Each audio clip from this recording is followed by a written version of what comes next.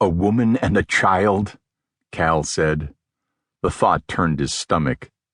Not just a woman, the oculist said, his expression bleak. A pregnant woman. Cal groaned. Even worse. He and about a dozen other Yenisari had gathered on the first floor and stood in a semicircle before the oculus. Miller had been called but wasn't answering his phone. What was happening, Cal wondered. Some of the Allies' alarms over the past few months had been pretty damn strange. More than strange, disturbing.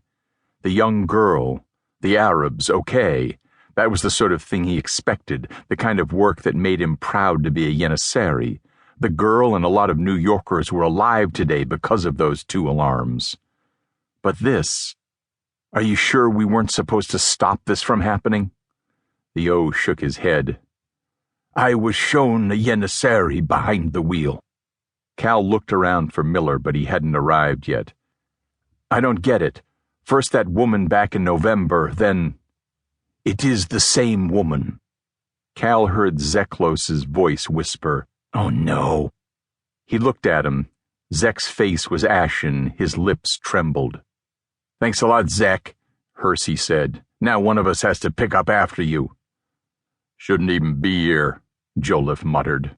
Both were Miller buddies. Let's not get sidetracked, Cal said. He turned to the oculus. If this is the second alarm about this woman, the ally must think she poses a serious threat. Any idea what? The O shook his head. None. Perhaps the baby. Yeah, maybe the baby. Any idea about the father? Another head shake. Again, none.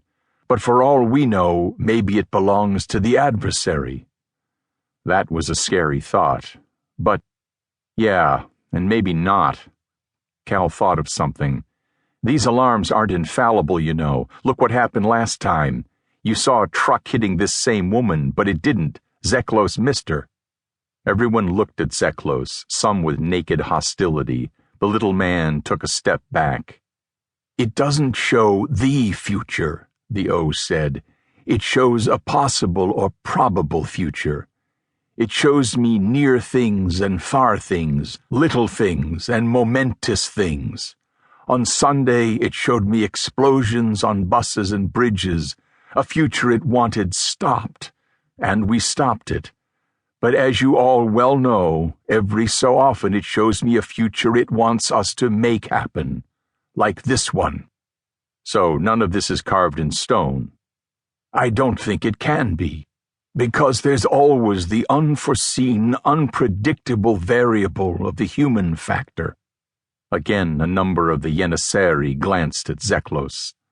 But Cal couldn't stop wondering about the Allies' methods. In fact, the methods used by both sides. Neither employed full frontal attacks, no shows of naked force. Both pulled occult strings from behind the scenes, manipulating events through human agents. Why? Why no overt aggression? Did they save that for elsewhere? Pitched battles in interdimensional space? Were there rules for dealing with sentient species? Cal had come to the conclusion that this cosmic game, and that was what it seemed to be, had no hard and fast rules, but rather guidelines that compelled each side to act without revealing itself. Perhaps they had a scoring system that awarded style points to the side that could gain or keep the upper hand with the most elegant medley of obscurity and elan. And perhaps he was way off base. Maybe the human mind was incapable of making any sense of the forces in play here.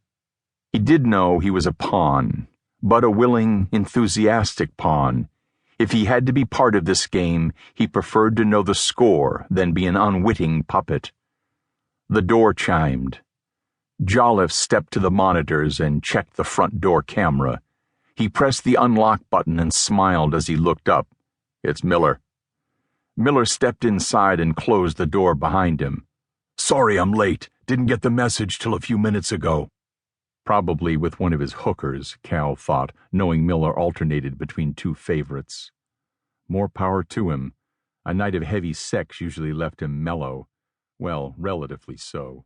Cal sensed that a truly mellow Miller might violate some law of nature.